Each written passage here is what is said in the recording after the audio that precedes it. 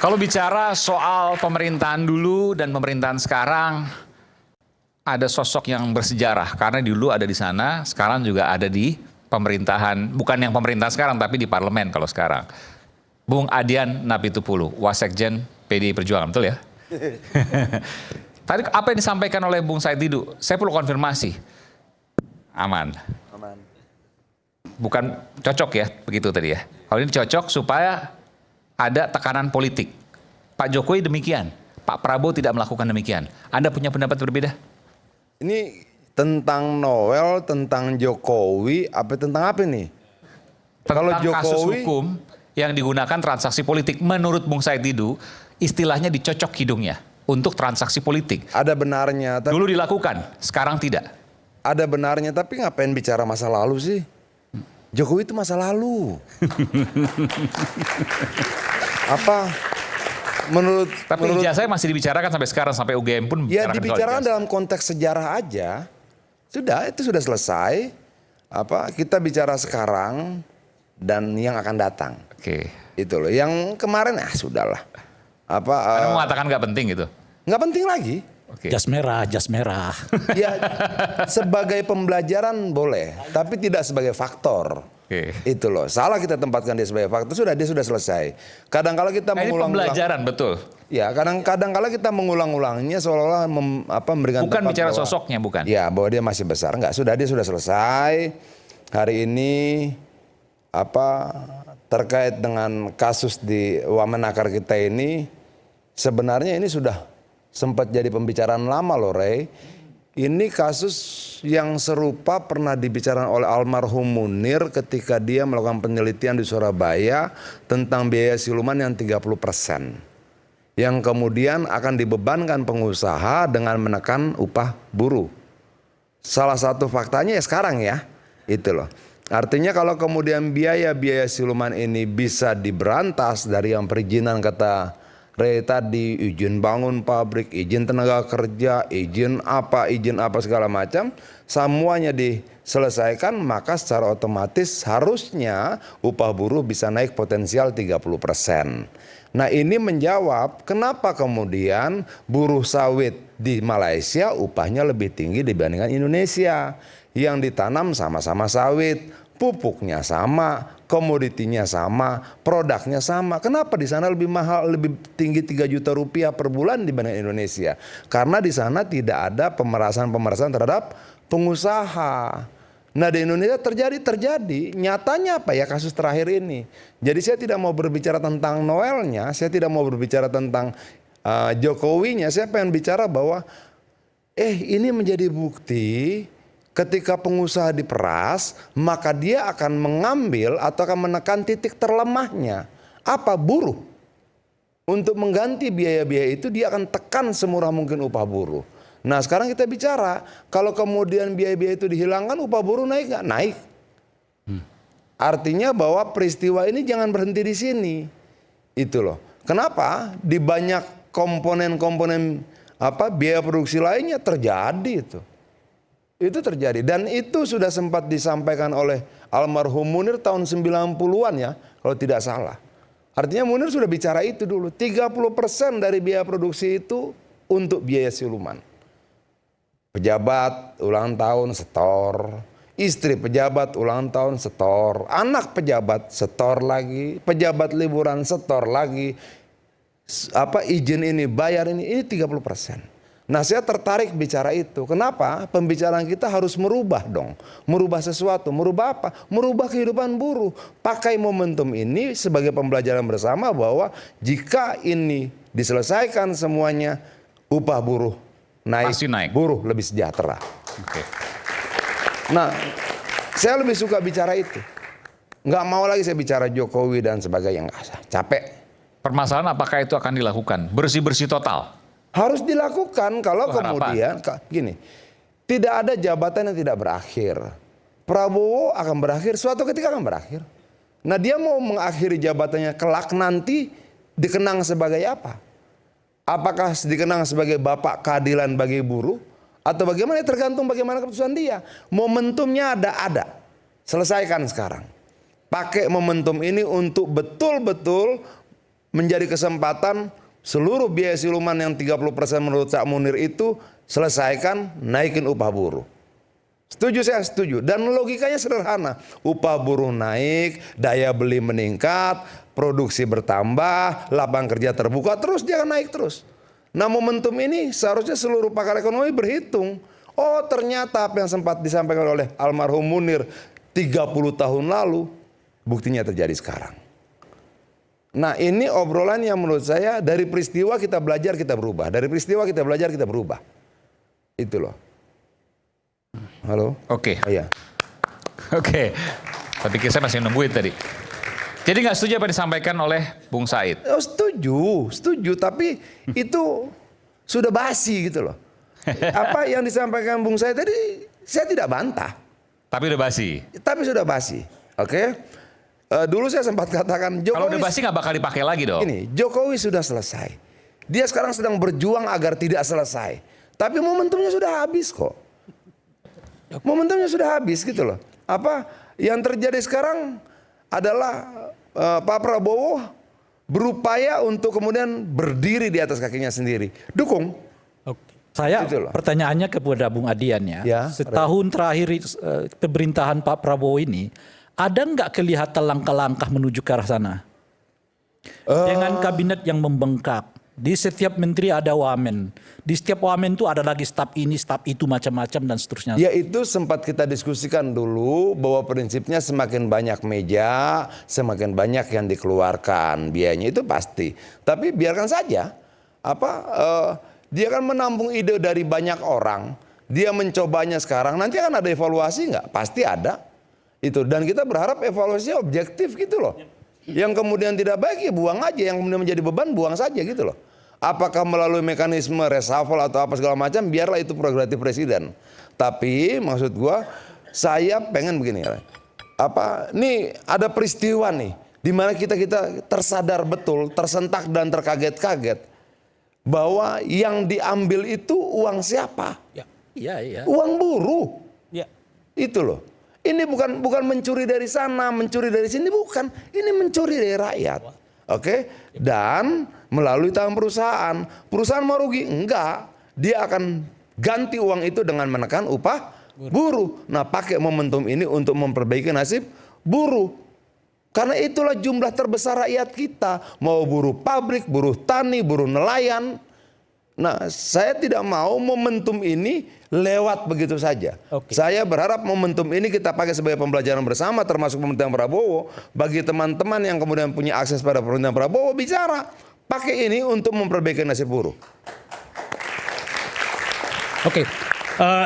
Saya sebenarnya begini, izinkan mungkin jangan dipotong dulu karena saya ingin memberikan kepada Prabowo apa sih program utama beliau adalah memberantas korupsi.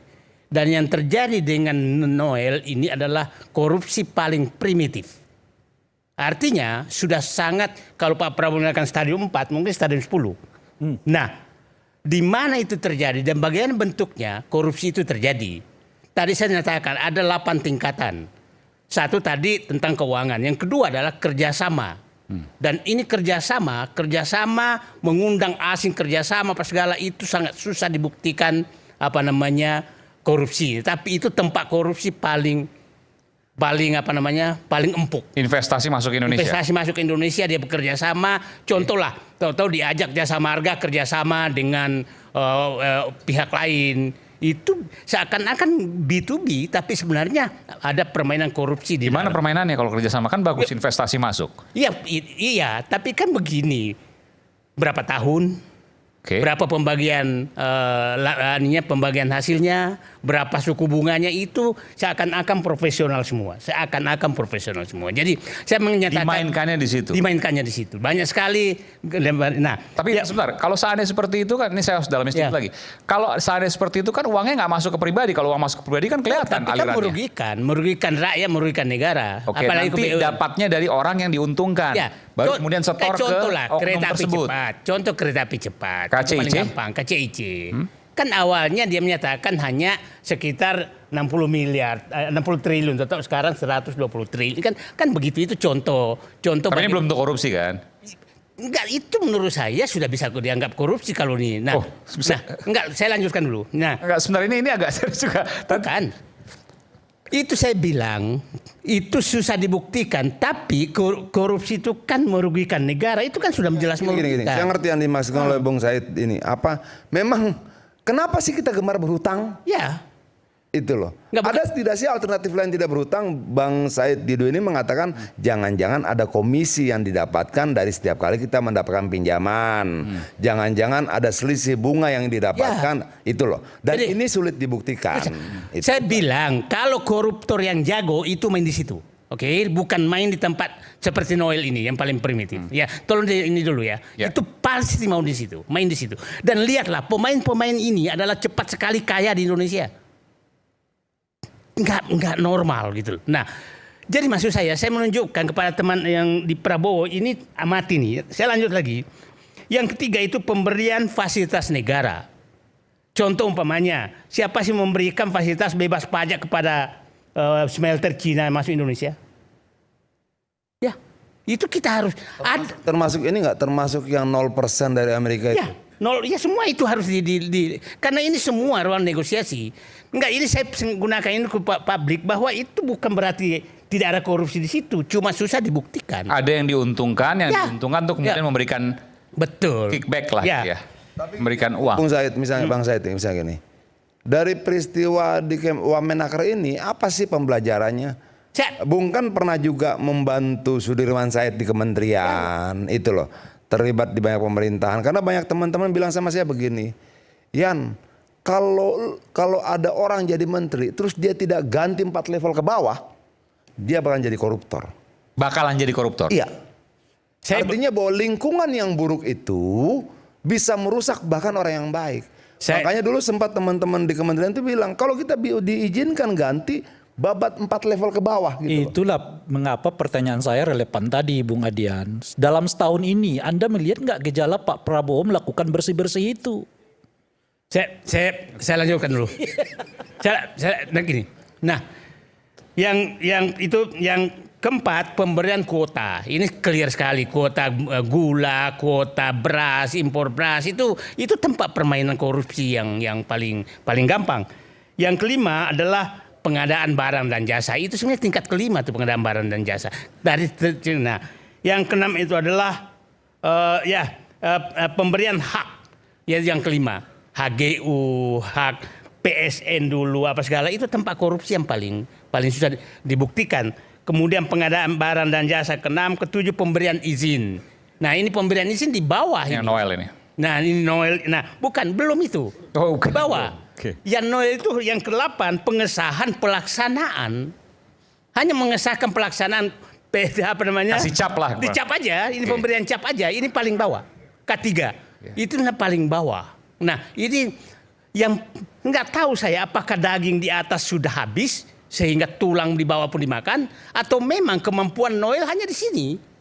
Orang lain canggih permainannya, gitu kan? Nah, dari segi itu saya melihat bahwa korupsi berdasarkan tingkatan itu yang kemungkinan bisa terjadi, adalah ini satu di pembangunan infrastruktur. Ini saya yakin betul bahwa ini banyak. Komisinya. Saya kasih tadi. contoh lah. Contoh, pernah nggak kita mendengar ruas jalan tol itu yang milik swasta dilelang? Tidak kan? Langsung negosiasi aja kan? Itu hampir semua jalan tol dulu tuh ruasnya tuh udah milik swasta, tapi dibeli oleh BUMN. Kita nggak tahu siapa melelang, harganya berapa. Nah, itu kalau mau dibuka semua itu infrastruktur. Nah, yang kedua itu adalah kita ingat bahwa selama pemerintahan 10 tahun itu ada pelepasan 5 juta hektar hutan. Itu jatuh kemana hutan itu? Pohonnya kemana? Nah, jadi maksud saya bukan bisa menyatakan ada korupsi, tapi itu ruang-ruang yang paling gampang. Tapi Bang, kalau Abang ceritanya kepanjangan, frustasi kita Bang. Bukan. Jangan, jadi maksudnya jangan panjang-panjang juga. Hutan korupsi, izin korupsi, Investasi korupsi. investasi korupsi. Nanti yang muda-muda kan berpikir kita punya harapan nggak sih gitu loh. Apa? Karena kalau dari Kayak cerita abang kita ini semua sektor itu korupsi, tapi benar. Benar. Jadi begini. Itu terjadi. Begini, Itu. karena saya menyatakan program utama Pak Prabowo adalah berantas korupsi. Jadi saya ingin menggunakan kesempatan ini, kira-kira kalau memberantas ada di ruang ini loh. Ya, ya. Di ruang ini, jangan juga. Ya ruangnya. Perizinan tambang, itu ribuan loh perizinan tambang itu terjadi. Jatuh kemana perizinan tambang itu, ya kan? Nah, kuota impor, pengadaan BBM, bansos, PS, dan lain-lainnya. Kawasan hutan. Nah, maksud saya, kalau Pak Prabowo melakukan pemberantasan korupsi, maka janganlah turun yang seperti yang dilaksanakan Noel ini terlalu kecil. Terlalu kecil itu sangat primitif. Ada yang di atas yang lebih besar, yang pemainnya, yang Pak Prabowo sudah menyatakan, hai teman-temanku, jenderal dan mantan jenderal, aku tahu kalian. Nah, itu saya paham lokasi mana wilayah itu para jenderal dan mantan jenderal yang disebutkan Pak Prabowo. Mainlah di situ. Saya berharap KPK, Kejaksaan Agung juga mainnya di situlah. Nggak usah main ke yang primitif-primitif ini, itu urusannya jaksa-jaksa kabupaten aja lah, kira-kira begitu. Itu, Oke, itu baik. maksudnya. Abang mau sampaikan sesuatu? Silakan, Bang Boy. Langsung Bang. Ya, kalau menurut saya, Bung Aiman, ini sudah bagus, ya kan? Nah, bahwa pemberantasan dan pencegahan korupsi itu adalah salah satu poin dari 17 prioritas program Presiden Prabowo dalam transformasi bangsa. Jadi Pak Prabowo itu ada 8 astacita, 17 program prioritas, dan 8 program yang tercepat. Ini harus dipahami dulu. Nah, terkait kasus Noel, ya Noel itu sudah meminta maaf ya ke Pak Prabowo, meminta maaf kepada Dan istrinya, meminta amnesti. ya, dan meminta amnesti. Ya, kira-kira dikasih nggak Bang?